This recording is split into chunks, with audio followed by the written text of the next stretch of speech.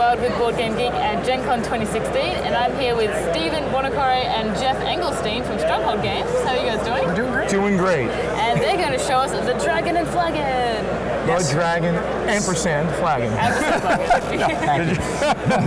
So the Dragon and Flagon is a fantasy tavern brawl, and it goes for 2 to 8 players, and plays in about an hour. So it's played on this 3D tavern map here. So we set up the board, and all these can be set any way you want. These are rugs. There are these tables of different sizes, and these are all 3D. I'm not sure if you can kind of get that feel. We've got mugs here. We've got these awesome wooden chairs. These are solid wooden chairs. Solid wooden chairs. Yes. Stained to look like old wood, too. It looks really cool. And then there's the 8 different characters that can run around and jump on tables and swing from the chandeliers and throw mugs and chairs at each other. Rugs. Yeah, all kinds of fun actions. So, and the objective of the game is every character starts with these reputation tokens. So you get with 20 reputation at the start. And then as things happen to you, if you do good stuff, if you swing from the chandelier and kick 3 people in the head, they all have to give you reputation. And at the end of the game, which is around here, you go around the turn, and then ultimately the town guards will show up, and they will shut down the fight, and who's ever got the most reputation at that point is the winner. So it's a program movement game. So every character has their own deck of 18 cards, and 13 of them are the same for all the characters, but they each have these 4 special yellow cards, and then a super special red dragon ability card. And for example, if you just want to move, you can play this card up, and then it will show you where you can move to, and it tells you how much time it takes to move. So in this case, it's 1 time if you stay in the same space, or it's 2 time if you stay, turn it this way, right? 2 time if you are moving to a new square. So in this case, if I'm playing this for my monk character, I can move them 2 squares, I could just move them up onto the table as one of the things. And then there's a time track around the edge of the board here. So if we're on time step 1, and the monk has done an action that takes 2, it moves over to the number 3 time step. On there? I think we can see it, right? Yeah. Yes. Right And so he's not going to get to go again. If somebody else is on the 2 time step, when the marker moves to 2, this person gets to go, and then it gets here, then this character gets to do their action.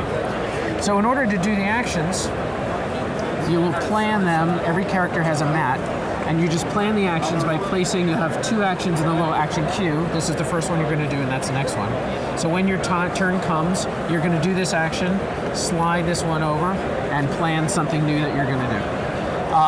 And you just keep doing that. So you always, you're not always having the perfect plan. You got to kind of predict what people are going to do, but there's a lot of chaos, and you all of a sudden somebody will move, right in front of somebody who's pushing a barrel, and where they were going to miss before, but now you moved in front of them.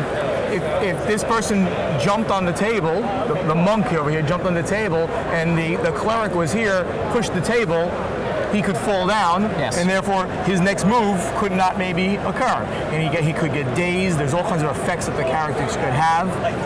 Yeah. And so, so you just keep doing the time and playing the cards, and like I said, it takes about an hour to get to the end. There is in the middle of the board, there's the special Dragon Flagon. That is the Dragon Flagon. If you can go and pick up the Dragon Flagon, then you get that special red ability card that I showed you. So every character has 1 super special dragon ability. For the monk, it's the Dragon Kick, which lets them fly all the way across the board and kick somebody in the head and push them back. And everyone has something different. The Buccaneer character has his special abilities. He can call in a cannon barrage. So it's going to come in 3 turns later, and the other characters have a little bit of time to scramble for safety. That's what you want, a cannon barrage in a pub. That's right. Yes, it specifically says in the rules, don't worry about the roof. Okay. So it's just kind of, it's light fun. There's a little bit of prediction. There's a lot of chaos and laughing, and it's a good time. And then also as an added bonus, I'm just going to sweep this off here. Sweeping it off. Oh, okay. Wow, yes. As an added bonus. Added bonus on the back of the board. Because we had nothing better to do with our time. Is we have a pirate ship. We have the pirate ships. That's battle. amazing. So this is a team variant. So in this case, and I didn't bring the pirate ship, the treasure chests over. We didn't bring the treasure chests. I actually set the people up on these squares here. So this is a team versus team battle, and you start with there are 6 standee treasure chests. And if you can you're still trying to get the most reputation for your team, But if you can get the treasure chests over onto your side of the ship, that's going to give you bonuses. So again, you can just swing across between them, or you can use the gangplanks, and the Dragon Flagon still sits in the middle, so everybody can get their special abilities. So there's a lot of different ways to play. It scales really great, like I said, from 2 players all the way up to 8 players. 8 players, and you play with multiple characters at the lower numbers. You can play with 2, 3, and 4 characters. You can play with the lower number of players in the game. One of the things I'm most proud of, and we put Sydney Engelstein, Jeff's daughter, in charge of this. We made these characters there's 9 total characters in the game, 5 female, 4 male, and completely ethnically diverse. And it's just it's so important these days to be very inclusive in gaming. We want more and more people to be in this hobby. So, the characters are just awesome. The art looks great. It's very appealing, very approachable. So the whole package just comes together with the 3D pieces and everything like that. So it's just exciting to have this game. We sold out of we had to airship these in.